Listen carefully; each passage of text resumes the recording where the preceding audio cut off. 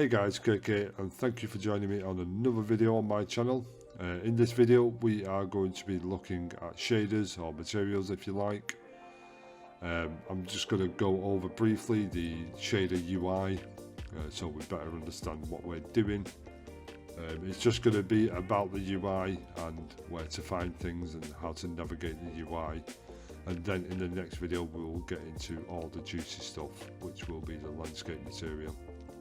Before we get started, I want to plug it's not my Discord, but a Discord that I'm in. It belongs to another guy on YouTube called MR3D. A link to his channel will be in the description. And his channel is really good, it's really nice. I've been following him for a year or so now. But yeah, I'm in his Discord as an admin, so if you want to get hold of me and have any questions about any videos I've created, just join the Discord. Make sure you click verified and you will see everything you need to see. It's a quite active community. I'm quite active in there myself. So yeah, jump into the Discord and say hello to everybody. But yeah, let's start with the shader video. Okay, what is a shader? Shader is a container in which it will hold textures or colors or anything and then depicts onto a mesh within Unreal Engine itself. To create a shader, you would simply right click in your content browser or draw if you like, right click and go to material. Here you can create a material there. This is just a shortcut. Or you can find the tab here with materials and then all the grouping of materials here. As you can see, let's just say this list is from easy to hard. We will be covering most of these, pretty much all of them in the channel as time goes by. But we're just going to start with the material for now. I'm going to keep my naming convention, which is KM for Curved Materials. Shader tut tutorial, and there you go. I've created my first shader in front of you guys at least. Yeah, and then we're just simply going to open this shader, and in here is your shader graph. On the right hand side of the screen where you can see me moving it, I'm simply holding right click on the mouse to move the graph, your middle mouse to zoom in and out of your graph, and left click is where you can select all the nodes that are being used in your shader. Okay, quickly, on the top you have a save, which saves the shader. Then you have browse, which will allow you to browse to different things you might use, like a function or a texture, which you just click and drag into your shader graph. Next to that you have apply. I've not made any changes in the graph just yet, so the apply button is not highlighted. If I press 3 on the keyboard, it will create a constant 3, and now the apply button has become visible. Delete that. Next to that is search, which will open something to search. If I'm honest, in the years I've been using Unreal, I've never really used search, so I'm going to cross that off. At the bottom, I'm just going to go over this, is your stats. This shows you your complexity of your shader. You'll get more used to this as the videos roll out on my channel. But most of the time, after a bit of time should I say, you'll get used to this and not need to look at it. So most of the time I have it dropped down like that. Next to that is home. What this does, so if this is your output node, which basically everything that you do in your graph has to come out to here, as it won't work. So like if I put a 3 here for the constant 3 again, I'm just going to put 1 on the red so it turns red. As you can see, it's still black in your viewport, in your model. If I drag this onto the base colour, it will then change red. So now I can apply and save. And now I have actually created a shader, a basic shader. So yeah, and when you click home, it will just take you there. So your graph could be absolutely massive, and I mean it might cover all this like this, and your output is over here. If you want to get to your output dead quick, you can say you're clicked on something else, you want to go to your graph to quick, just click on home, and that will take you to your output of your shader or function. Okay, moving on, hierarchy. Your hierarchy, not really useful. It just basically displays the hierarchy of your shader graph. The more you get used to shaders, the more you will not need that. Okay, so you have a live update. This is a preview material. This is just this. You can do that or do a real-time nodes. So what this does is you can right-click on a node, enable real-time preview, and then preview it, and it'll preview there. This will become apparent in future videos, but you can also just select it here. I won't recommend this because it will slow the work of your shader down. Just leave it on preview material. You won't need it. Clean graph, what this does, so if you press 1 on keyboard, it creates a constant 1. So this I'm going to use in metallic. I'm going to press 1 on that constant, on this constant, sorry. And then it'll just make your sphere metallic. As you can see now, it's changed to metallic. Can't tell very much, but it is metallic, believe me. What this clear graph means is these two nodes that are not being used. If I click clear graph, click clear up, it will get rid of the nodes that are not being used. I'm just going to change this to 0, or just press back. Apply. Preview state, the same, just leave that as default, you won't need it. Hide unrelated, what this does is it basically, if I have a node set up here, a node graph set up, and I've got this selected, if I hide unrelated, it'll just darken out what nodes I'm not selected. So if this is here and then you have another constant, you'll end up with a node graph where all these are connected into the roughness, say, but all these pins are connected. It will display all these, but darken out all the ones that are not being used, which is great. Okay, moving on from there, let's uncheck that. Let's get rid of all these. Okay. Stats is just the stats down here. You can turn on and off the stats here. I leave it on anyway because it is useful to have. Like I say, I just drop it down so I have more graph space. You'll see why this is evident in future. And if I need to know my complexity, I'll just go down and drag it up and have a look and then drag it back down. I mean, you could do that and then just hide it in whatever way suits your workflow. It's up to you. So, quick one now. To the left, you'll see your 3D mesh. This is just basically a preview mesh. You can change them at the bottom right here, where you can have a cylinder. You can have the sphere just like then, a plane. As you can see, you can't see the back, but if you spin it round holding left click on your mouse, you can see the front. You can change this, which I will show shortly. Then you can have a cube.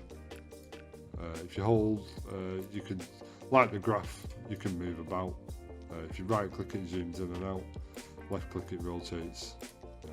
Pretty simple stuff. Like I have another video on this, which will go through the UI. The UI in here is 60% similar to the UI here. So yeah, the next one is you can use your own mesh.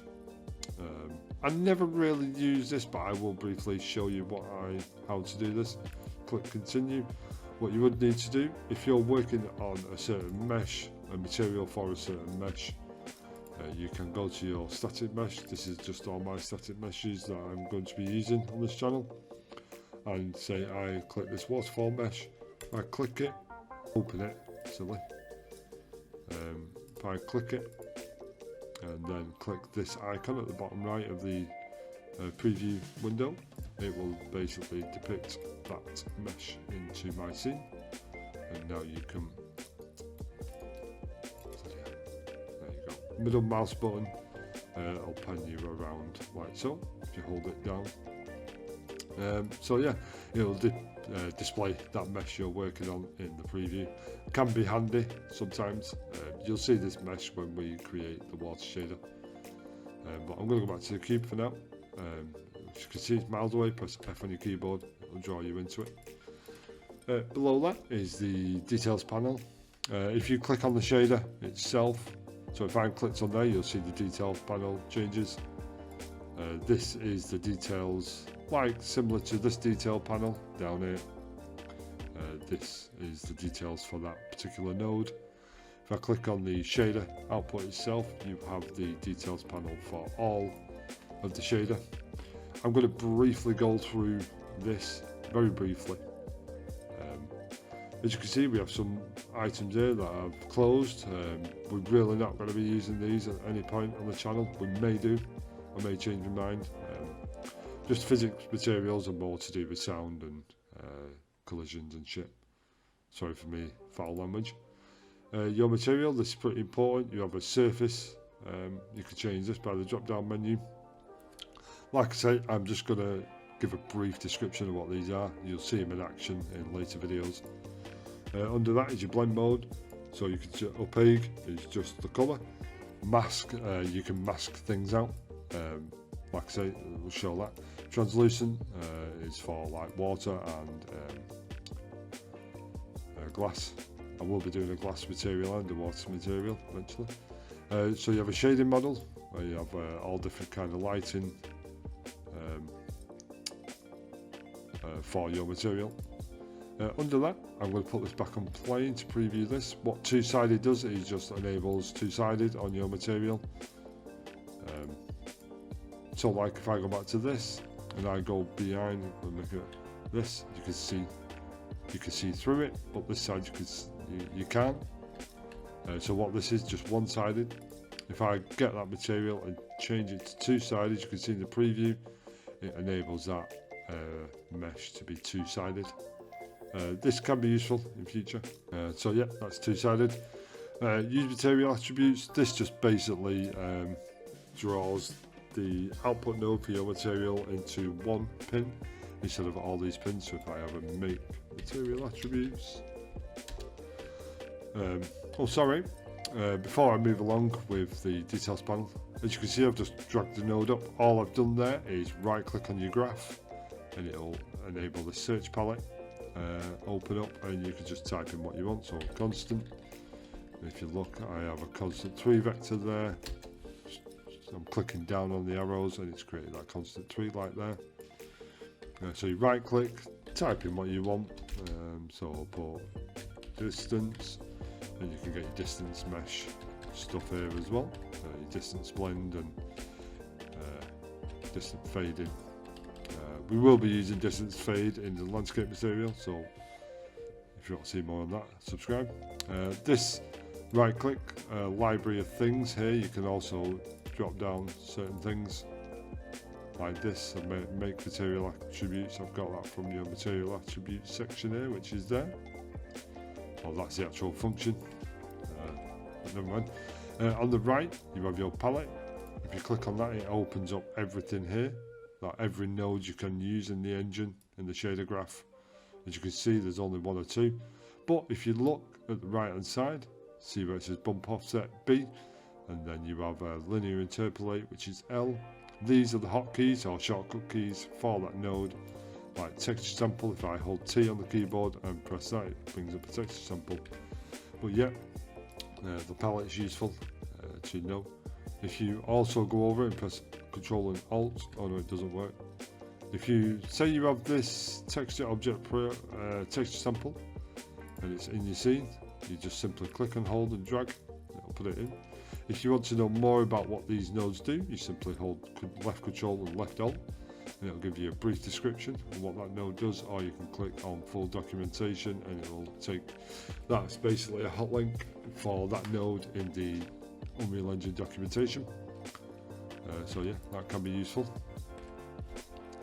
So moving back to where we was, I've brought this make material attributes in, so I can just basically put that in base color, click on there and change this to use material attributes, and it puts the output into one pin. My workflow uses this 9 times out of 10 because I work a lot in functions, but you'll see that in upcoming videos. You'll simply drag that into there and it still does the same thing. it's still enabled two-sided, and it enables two-sided.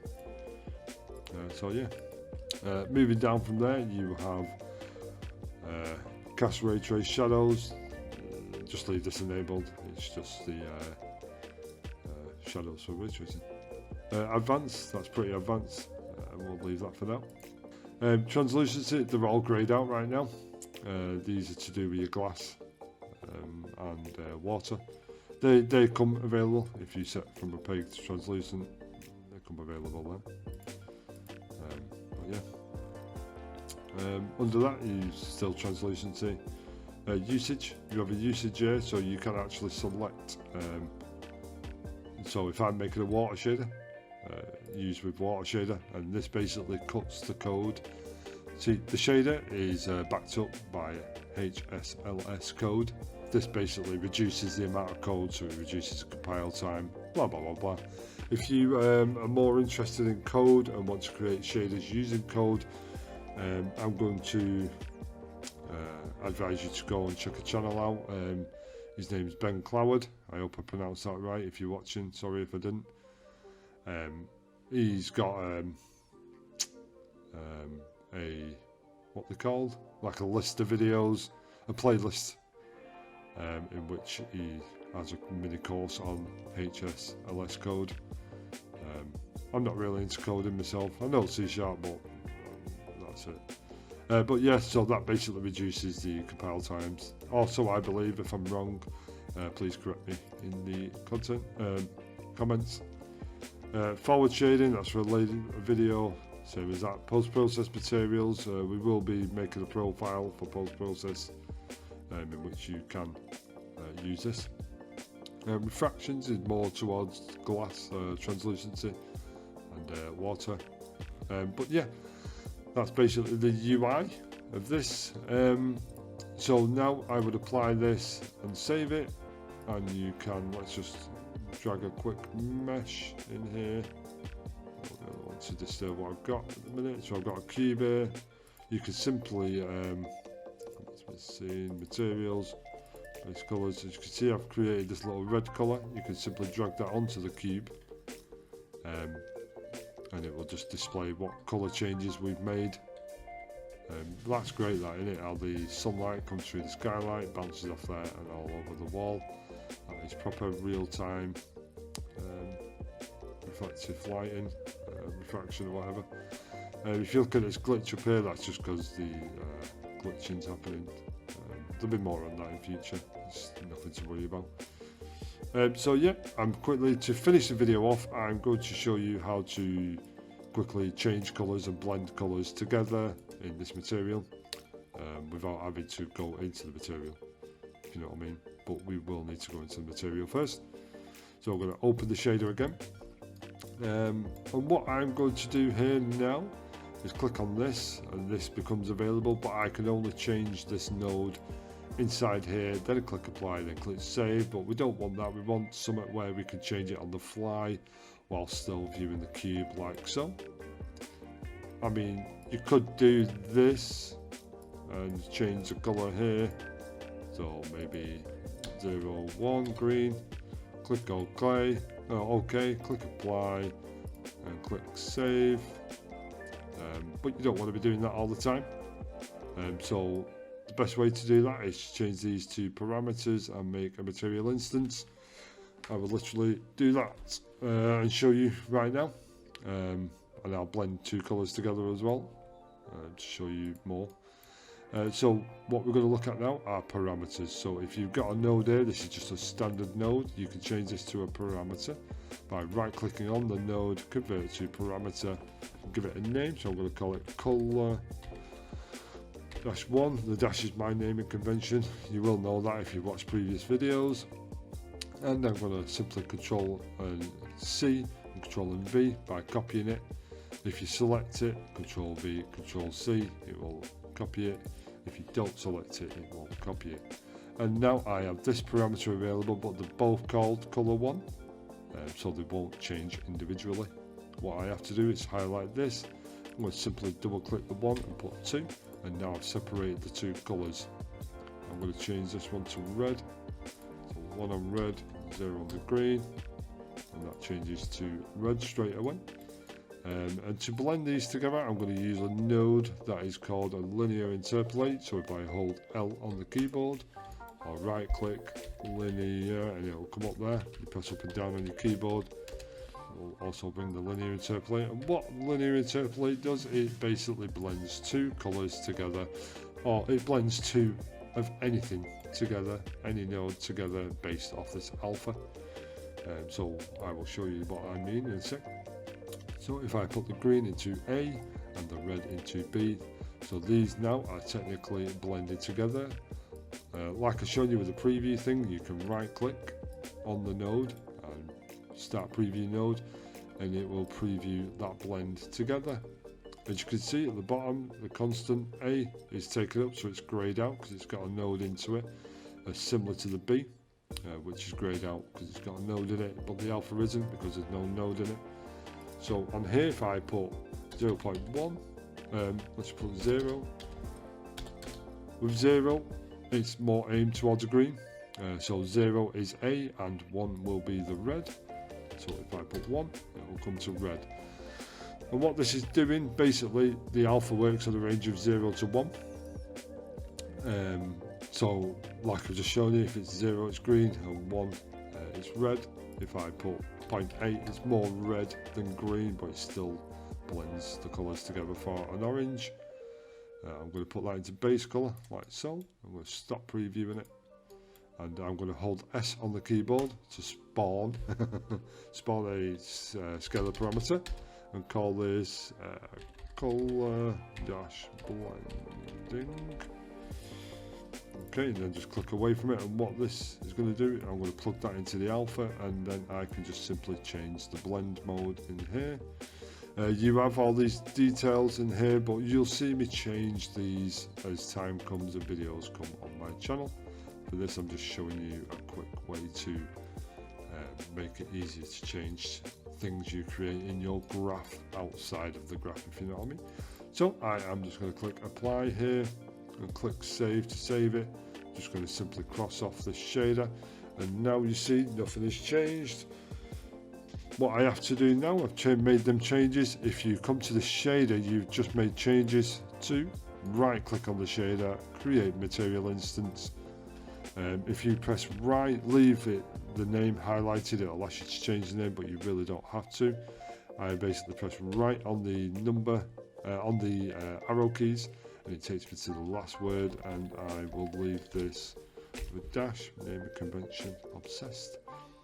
Instance, INST for instance, and simply do that. And as you can see, this cube has a material element. I will simply drag that instance to take control into there. Now, you're probably thinking, wait there, well, how am I going to change this? So basically, you would open the material instance, like so. And the parameters we set inside the master material, which is there. We'll click that. These parameters we have set here just now are now available in the material instance, which is great. And now you would simply just click them, and you can change the colour. So if I want like a pinkish purple thing going on, let's put this under the light so we can see. And now I would simply blend these two together. As you can see, it's blended right to purple now, and go back down. Let's send it more to green. So yeah, and that is a material instance. So yeah, hopefully you found this video informative and helpful. This is just the basics of using materials, real basics. In my next video, I promise it will be the start of the landscape material. If you did not watch the video before this, let me close this down, where we created this landscape. In my last video, there will be a card at the top right now showing you this, and it's basically my landscape playlist, where there's two videos showing you the landscaping tools and how to use them in the second video. So if you haven't seen that, pardon me, then please go ahead. What I'm going to do, I'm just going to open my shader. There's a reason for this. So yeah, If you have not watched the previous video for the landscape, then please do so. As you can see, it looks a mess, but once the landscape material goes on it, you will see how it changes. So yeah, thanks for joining the video, and I hope to see you in the next one. Please like and subscribe these videos, as I do appreciate it very much, as it will help my channel to grow. Thank you. See you later.